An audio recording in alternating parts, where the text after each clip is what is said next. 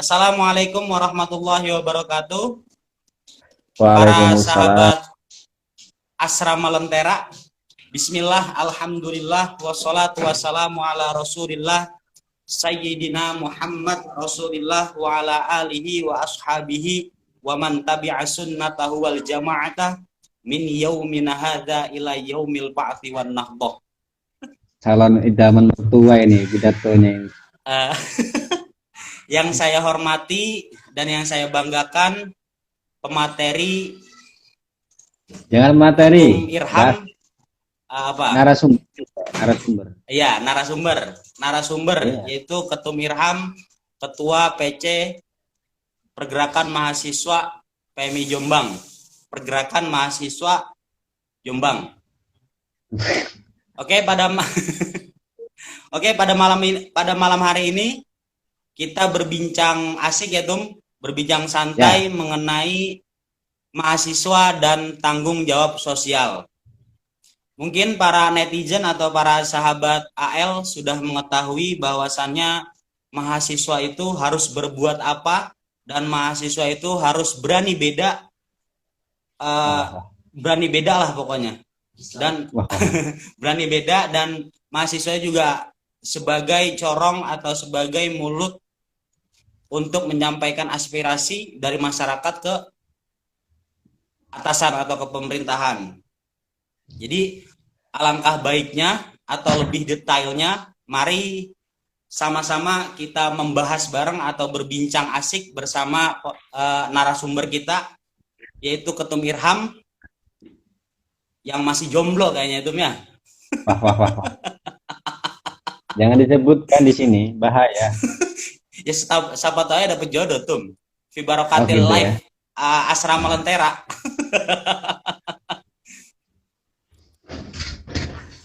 Lanjut.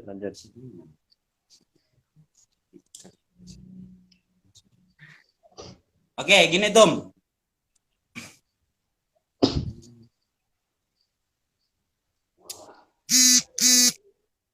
Gimana?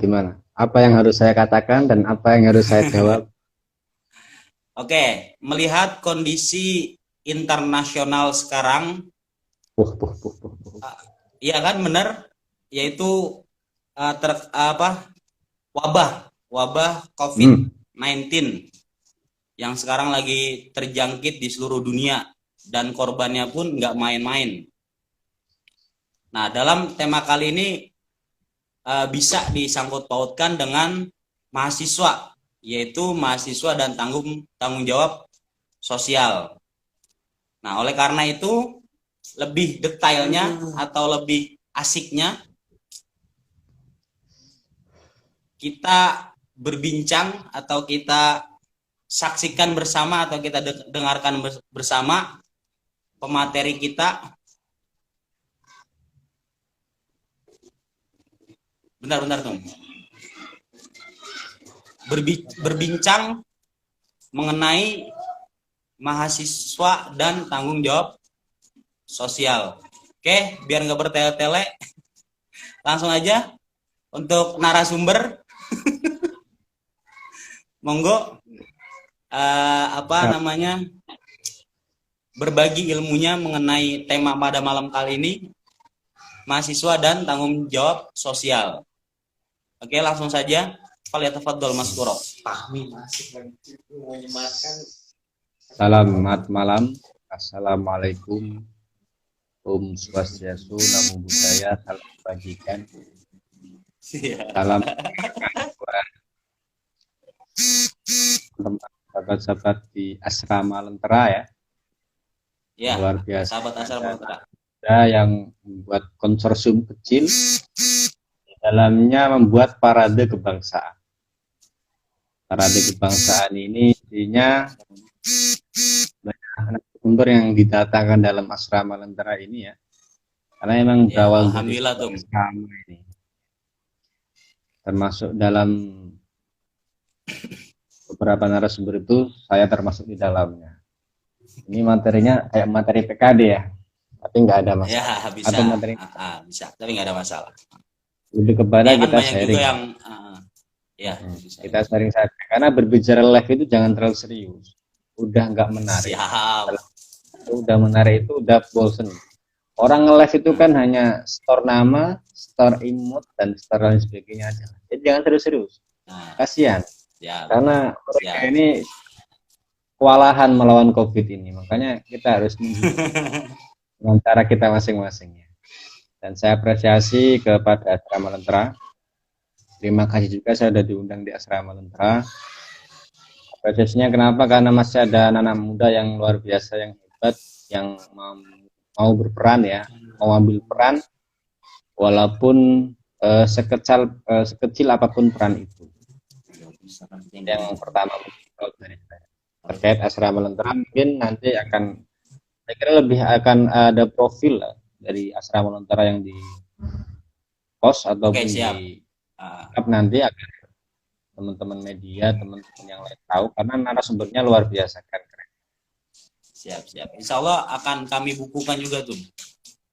Siap. Okay. Ada timnya juga nanti. Sebelum saya ingin masuk ke masalah narasumber terkait perbincangan kita malam ini terkait mahasiswa dan tanggung jawab sosial. Sebenarnya saya malu kalau berbicara mahasiswa. Secara akademik saya sudah selesai. Sudah lulus siap. Satu waktu dia 1 tahun selesai. Siap. Dan pasca sarjana. Masih motivasi lah. Belum pasca sarjana, masih proses. Setidaknya kalau bisa langsung S3 ya atau S3 saja, tapi nggak boleh, harus berurutan ya Bang. Iya. S3-nya pelan banget nyebutnya. Iya. Dulu. Tadi udah kata jomblo gitu, makanya saya promosi sekalian ya. Siap. Oke. Katanya seperti itu katanya. Mahasiswa ini memang menarik ya, karena mahasiswa itu gini analoginya. Kalau pemerintah katakanlah itu berbicara A, mahasiswa harus menangkapnya B, gitu. Jangan sama. Tapi sebelumnya saya ingin mengkategorikan ada 2 idiom di sini, yaitu mahasiswa dan tanggung jawab sosial. Terkait mahasiswa, saya kira tidak perlu saya jelaskan. Saya ingin refleksikan bahwasanya kita adalah sebagai mahasiswa. Nah, mahasiswa di mana berada, baik di Jombang ataupun di luar Jombang yang ikuti live ini, kita sama-sama punya peran, apapun peran itu, entah itu peran sebagai kontrol, peran sebagai pelaku, dan peran sebagai make history, membuat sejarah. Itulah peran-peran yang bisa diambil dari mahasiswa. Akan tetapi sebelum daripada itu, terkadang kita lupa sebagai mahasiswa ini adalah kita punya jati diri sebagai mahasiswa.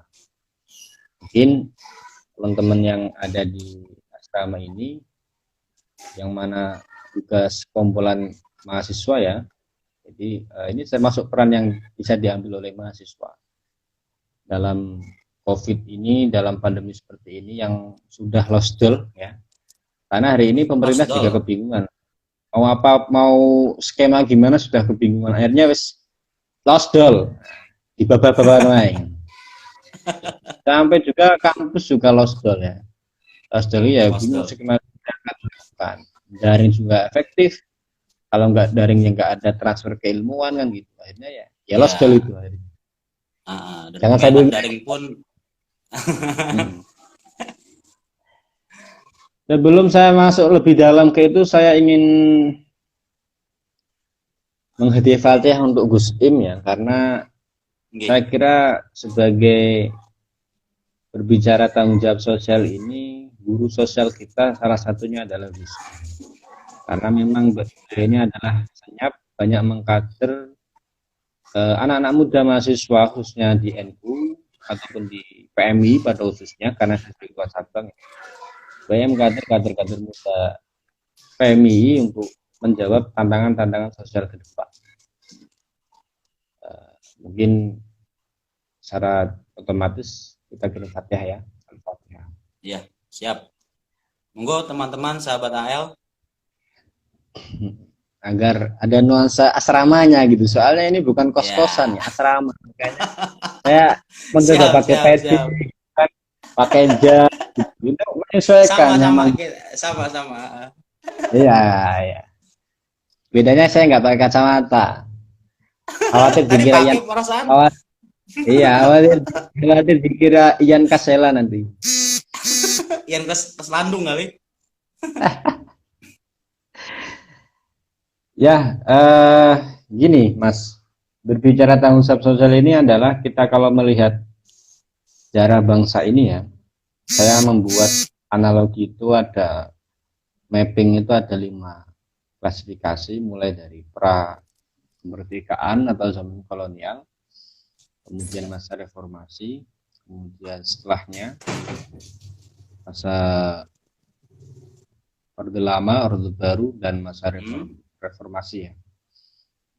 Ini juga menarik untuk kita kaji berbicara masalah tanggung jawab kita sebagai makhluk sosial. Karena mau tidak mau kita berbicara sosial dan mahasiswa harus membaca sejarah agar kita nggak kehilangan arah mata angin dan lain sebagainya. Dulu ada pemuda yang membuat konsensus luar biasa sebelum Indonesia ini berdiri, bahkan sebelum adanya negara Indonesia. Konsensus itu namanya adalah Sumpah Pemuda. Itu berawal dari kecil, obrolan kecil lah, nggak begitu banyak. Kemudian dikonsensuskan menjadi Sumpah Pemuda. Kemudian setelahnya berjalannya waktu, ada sekelompok pemuda lagi. Nah, adanya Sumpah Pemuda ini karena memang dunia sedang bergejolak Perang Dunia Pertama. Nah, bangsa kita, makhluk bangsa sosial kita khususnya, ini kita masih tersyok-syok akan sejarah-sejarah dunia. Jadi kita tidak bisa menentukan sejarah kita sendiri. Adanya Indonesia pun karena memang lahirnya sebuah bangsa Indonesia ini karena adanya kekosongan penjajahan. Mau tidak mau kita harus sadar atau tidak sadar, bahwasanya waktu kita proklamasi itu kan memang ada kekosongan penjajahan ya. Perang Dunia II antara kubu fasis dan sekutu dimenangkan sekutu. Otomatis Jepang harus pergi dari Indonesia karena dia kalah perang. Puncaknya dibom atom oleh sekutu, oleh Amerika itu. Mau tidak mau harus meninggalkan jajahannya yaitu Indonesia. Lah, waktu itu ada kekosongan penjajahan yang mana anak-anak muda itu mendorong agar segera untuk dilahirkan negara baru, bangsa baru itu bangsa Indonesia. Seandainya nggak ada anak muda, mungkin sangat sulit kita ini ya selamanya akan terjajah baik secara mental dan sebagainya. Walaupun nyatanya kita masih terjajah juga, minimal terjajah secara pikiran dan perasaan kan seperti itu. Ya. Perasaan kita yang selalu secara terjajah. Ekonomi juga tuh. Secara ekonomi juga jangan lupa. Ya. Nah, akhirnya didorong oleh pemuda. Saya ingin lebih kepada nanti mahasiswa ini menyamakannya dengan pemuda. Nah, didorong pemuda karena proklamasi kan. Ini singkat-singkat saja karena waktunya 1 jam. Kemudian proklamasilah ini didesak oleh para pemuda. Mungkin ya juga kumpulan mahasiswa. Namanya Sumpah Pemuda itu sebenarnya bukan di situ banyak mahasiswanya. Nggak mungkin mereka kalau tidak mahasiswa bisa mengumpulkan atau membuat konsensus itu. Termasuk proklamasi itu kan mahasiswa, kumpulan dari para mahasiswa. Kemudian berjalannya waktu, akhirnya membentuk sebuah negara itu, bangsa Indonesia. Terbentuklah masyarakat baru, masyarakat sosial namanya bangsa Indonesia. Berjalannya waktu, kemudian Orde Lama. Orde Lama ini ada sekelompok lagi pemuda yang merasa ya harus gitu memang. Mahasiswa itu harus ketika pemerintah A, memandangnya harus B. Nah, melihat rezimnya Soekarno ini agak ke kiri-kirian memang, karena Soekarno secara ideologis agak ke kiri-kirian, walaupun secara politiknya dia mencanangkan politik bebas aktif ya, jadi tidak ikut kanan dan kiri, di tengah-tengah lah. Makanya kalau mau dikaitkan lagi yaitu Soekarno ini aswajaisme, aswaja sejak dini. Oleh karenanya ketika itu para pemuda dan mahasiswa ini sudah mulai gerah akhirnya menjatuhkan Soekarno, yang mana lewat aksinya yaitu KAMI, Kesatuan Aksi Mahasiswa Indonesia. Bukan M-nya 1 ya, bukan M-nya 2. Oleh karenanya terus berjalannya waktu, Soekarno lengser, akhirnya Soeharto. Nah, memang seakan-akan memang pemuda ini yang menjadi pionir terdepan, padahal ada desakan-desakan dari Barat. Nah, ini lagi-lagi buruknya sejarah kita adalah sejarah yang selalu mengekor dari sejarah dunia, nggak bisa menciptakan sejarahnya sendiri. Kemudian ganti rezim baru itu awalnya juga didukung oleh para pemuda dan mahasiswa. Karena berjalannya waktu kok semakin hari namanya orang berkuasa ini kan semakin mengumpulkan puing-puing kekuasaan. Jadi keluarga-keluarganya itu dimasukkan dalam lingkaran kekuasaan, hanya terbentuknya namanya Orde Baru yang mana sangat kuat rezimnya. Setelah itu kekayaan sudah mulai gerah ini karena selain sudah berjalannya waktu kok nggak mau diturunkan dengan tangannya yang kotor itu mena-mena. Mahasiswa juga ditekan. Mungkin kalau dulu sudah ada IG zaman Orde Baru ya, bulan kita seperti ini juga sudah mungkin habis ini yang hilang duluan mungkin sampean Mas, ditangkap sama TNI. Siap. Karena mengadakan ini provokator ini nggak boleh. Ya. Iya, sungguh keras rezim lalu tuh. Aduh. Malam itu tiap malam pasti diawasi sama TNI. Iya. Makanya bersyukurlah. Kita hidup di nggak bisa diajak bercanda. Nah, nggak bisa diajak bercanda seperti ini kan, sepaneng gitu kan. Nah, Oke, lanjut. Hilang. Lanjut. Oke. Ketika Barat ini mulai nggak senang dengan Orde Baru, akhirnya ada pemain direktur IMF menurunkan beberapa agen-agennya untuk menjatuhkan Soeharto. Nah, sebenarnya itu juga ada kumpulan mahasiswa yang dikenal dengan nanti reformasi ya. Ada kumpulan mahasiswa besar dalam aksi 98 itu. Nah, ketika dikumpulkan itu seakan-akan sebagai garda terdepan juga. Padahal itu hanya lingkaran ketiga setelah para politikus yang haus akan kekuasaan dan uang. Kemudian sebenarnya juga orang-orang Barat yang mengendalikan Indonesia. Pada dasarnya memang kita sudah merdeka, tapi secara ekonomi, secara kedaulatan kita masih terjajah. Nah, ini yang ada peran baru, yang harus ada tanggung jawab baru dari seorang mahasiswa, ya, untuk membuat sebuah konsensus baru. Adanya reformasi itu kan seakan-akan kita adanya kebebasan baru. Jadi, ya, bukti nyatanya reformasi itu adalah munculnya netizen julid hari ini. Ini adalah bukti reformasi. Ya, apapun itu dikomentari gitu loh. Walaupun nggak ahlinya seakan ahli gitu. Musimnya corona tidak sebagai ahli corona. Nanti kalau musim politik masalah ahli politik. Iya. Cuma modal jempol.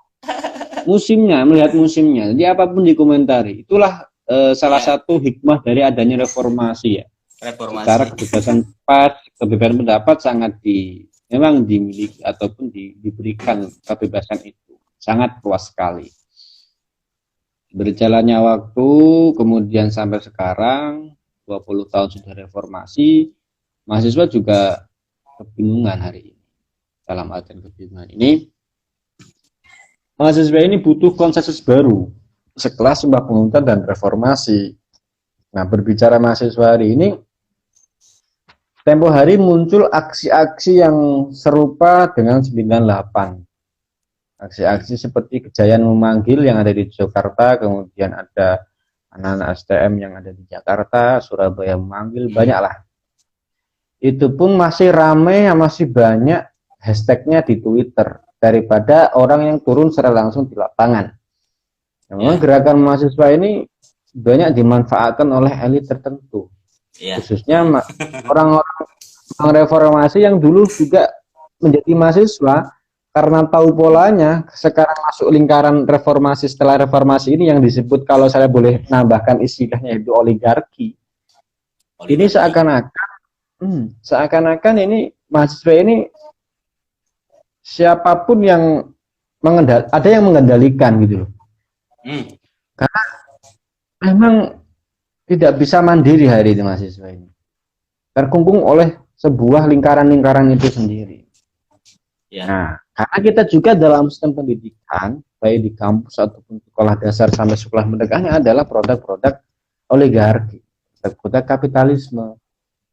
Oleh karena tidak bisa kita melawan secara langsung, pasti pada akhirnya tetap akan blunder. Sekeras apapun gerakan mahasiswa hari ini, tergantung siapa yang mengendalikan dan siapa yang memesan.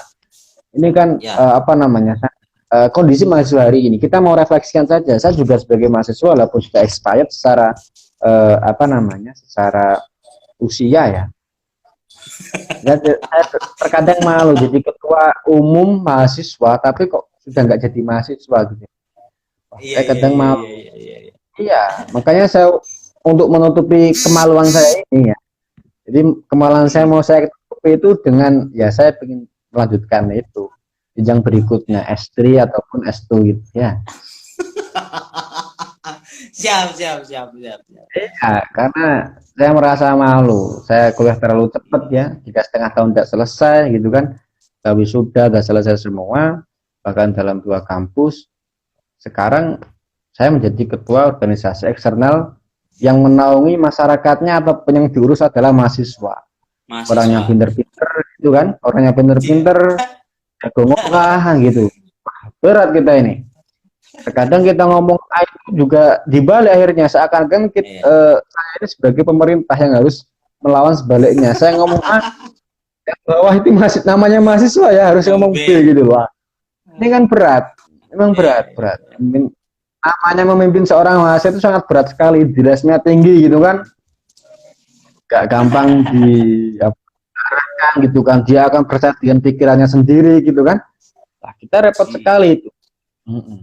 Nah, mahasiswa ini seperti itu kondisinya. Oleh karena akhirnya kalau nanti dibicarakan dalam masalah tipologi mahasiswa itu, hari ini lebih kepada dengan ketidakmampuannya menangkap isu-isu dan ketidakmampuannya menganalisis sosial ini, akhirnya dia lebih perang secara online. Itu lewat game online akhirnya perangnya. Perang online. Iya, kalau dulu itu mengangkat bambu runcing gitu kan, memegang pistol buatan Jepang, itu sekarang enggak. Jadi ketika bertemu gitu kan dengan sama mahasiswanya, ayo kita perang. HP-nya dibalik miring kemudian perang. Itulah mahasiswa sekarang. Walaupun memang itu enggak ada masalah, itu enggak salah itu. Salah karena itu juga masuk dalam olahraga nasional ya, namanya e-sport ya. Ya. Yang menjadi masalah adalah ketika ini menjadi overdosis gitu. Overdosis dan mahasiswa itu sendiri akhirnya melupakan tugas utama sebagai mahasiswa. Ya. Kita ini mahasiswa hanya dituntut untuk kuliah cepat selesai kemudian menghasilkan memakai toga menghadiri wisuda, kan enggak juga, ya kan? Walaupun itu memang bagian dari kehidupan mahasiswa.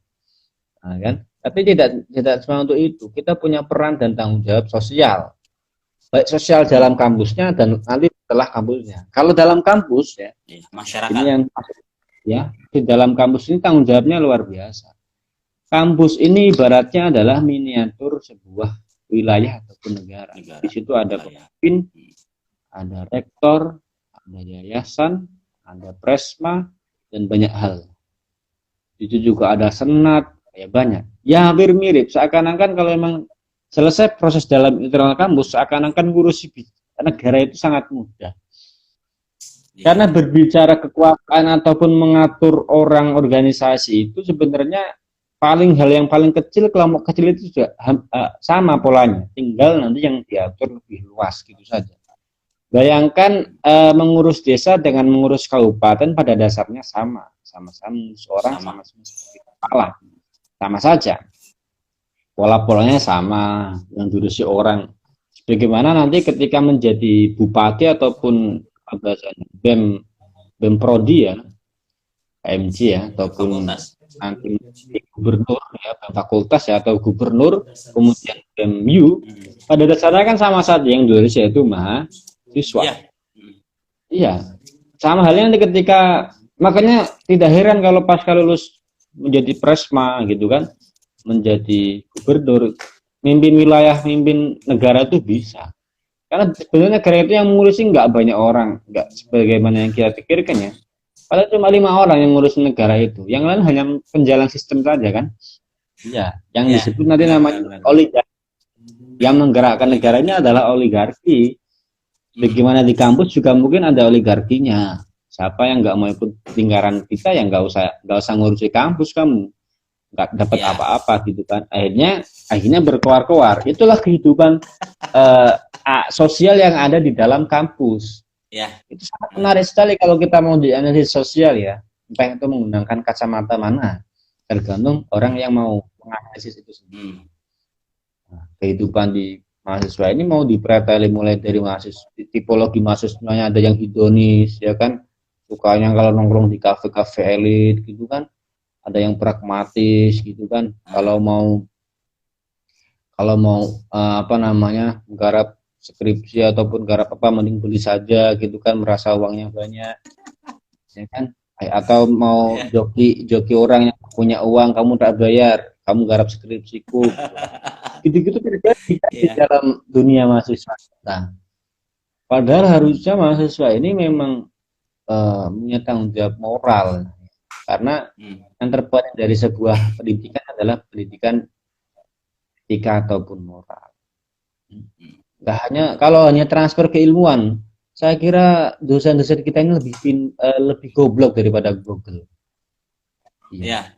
Iya, kita tanya aja, Mbak Google, oke Google mau tanya ini, wah langsung keluar. Tahu semua. Kalau tanya dosen kita mungkin jawabannya muter-muter dulu karena merasa nggak bisa. Muter-muter dulu. Paling mentok-mentoknya bukan passion saya atau bukan jurusan saya. Gitu. Kita istilah dulu kan, padahal jawabannya kan sederhana gitu loh. Nah itu kalau bicara sistem pendidikan kita dalam artian kita mau berbicara masalah tanggung jawab dalam sosial mahasiswa dalam kampus itu sangat mudah. Akan tapi fungsi daripada tujuan pendidikan itu etika itu Google nggak bisa memberikan. Karena etika itu butuh teladan. Nah terus jangan dibilang etika sebagai mahasiswa itu hanya manut untuk itu, bukan. Etika mahasiswa harus kritis gitu loh. Ya etika yang benar dari mahasiswa. Kalau mahasiswa nggak kritis itu bukan etikanya, malah salah. Manut itu malah salah, itu etika yang salah, itu contoh etika yang salah. Iya, harus ada kekritisannya biar ada bedanya mahasiswa dan bukan mahasiswa. Jangan siswa. Iya, harus ada bedanya sedikit lah. Nggak usah banyak-banyak, sedikit saja. Itulah yang harus dianalisis dalam dunia internal kampus sendiri ya. Walaupun memang secara sikap kita boleh, kita memang harus harus takdim manut gitulah. Secara pemikiran itu kan bebas. Siapa yang bisa membatasi pemikiran kan? Nggak ada. Katakanlah sahabat sampean ini juga masih bisa melebihi kapasitas sebagai seorang rektor. Sangat bisa kan jadi rektor nantinya. Bisa. Iya, karena prosesnya masih panjang gitu loh. Secara pemikiran mungkin bisa melebihi rektor, itu sangat bisa. Sangat bisa. Iya. Mungkin kalau secara sikap, secara itu mungkin kita ya namanya dengan yang menghormati gitu loh. Tapi secara pemikiran nggak ada batasan-batasan itu. Kalau mau ambil contoh lama kita itu sangat sering berdebat Al-Asari dengan gurunya itu sering nggak sepakat ya, jadi sering membantah secara pemikiran loh ya, ini secara pemikiran nanti saya kira provokator ya. Kalau mau lebih ekstrim lagi, seorang Gus Dur dengan sampean itu sampean masih bisa melebihi Gus Dur, asalkan mau proses, mau belajar lebih dalam untuk melebihi Gus Dur. Dan tak kira Gus Dur pun seneng kalau dilebihi oleh sampean, merasa berhasil generasi penerusnya ada yang melebihi Gus Dur. Itulah dosen sejati, bukan berarti nanti ketika dikritik atau secara pemikiran itu malah marah, itu bukan pendidik. Baper, nggak dapat barokah. Beda itu. Tapi kalau sikap kita harus menghormati ya. Bahasanya mungkin kalau saya katakan adalah hidup ini harus hebat. Yang sederhana adalah sikap. Makanya sikap kita ya saja. Kalau pikiran-pikiran kita kan luas kemana-mana kan gitu. Oke, nah itu dalam kampus ya. Yang di luar